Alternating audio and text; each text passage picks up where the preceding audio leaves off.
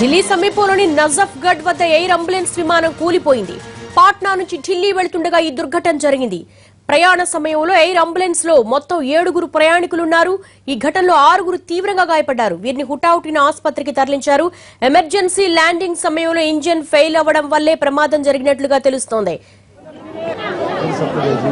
ప్రస్తుతం మన visuals NTV screen మీద చూస్తున్నాము. ఢిల్లీ ఎయిర్ అంబులెన్స్ విమానం కూలిన ఘటనకు సంబంధించి లేటెస్ట్ అప్డేట్ అందించడానికి మా ప్రతినిధి సురేష్ సిద్ధంగా ఉన్నారు. సురేష్, ఎయిర్ అంబులెన్స్ కూలిన ఘటనపై మీ దగ్గర అప్డేట్స్ ఏంటి? ఇవాళ పట్నా నుంచి ఢిల్లీ వస్తున్న ఎయిర్ అంబులెన్స్ కు సంబంధించి విమానము ఎయిర్ క్రాఫ్ట్ నజఫ్గఢ్ పరిసర ప్రాంతాల్లో ఎమర్జెన్సీ ల్యాండింగ్ కార్యక్రమంలో టెక్నికల్ ఫెయిల్యూర్ కారణంగా విమానం కుప్పకూలింది.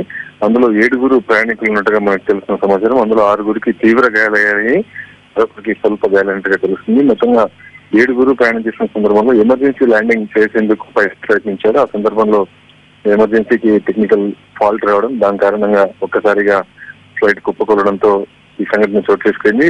పట్నా నుంచి ఢిల్లీకి ఎయిర్ అంబులెన్స్ లో కొందరు చికిత్స కోసం తరలిస్తున్న సందర్భంలో ఈ సంఘటన చోటు చేసుకుంది. గతంలో కూడా టెక్నికల్ ఫాల్ట్ కారణంగానే ఆర్మీకి సంబంధించినటువంటి ఎయిర్ అంబులెన్స్ ఒకటి గుర్గాం పరిసర ప్రాంతాల్లో టెక్నికల్ ఫాల్ట్ కారణంగానే కుప్పకూలింది గత ఏడాది. ఈ ఏడాది కూడా మరొకసారి ఎయిర్ అంబులెన్స్ సంబంధించి టెక్నికల్ ఫెయిల్యూర్స్ కారణంగానే ఈ విమానం కుప్పకూలింది. ప్రస్తుతం అయితే వారి పరిస్థితి విషమంగా ఉంది.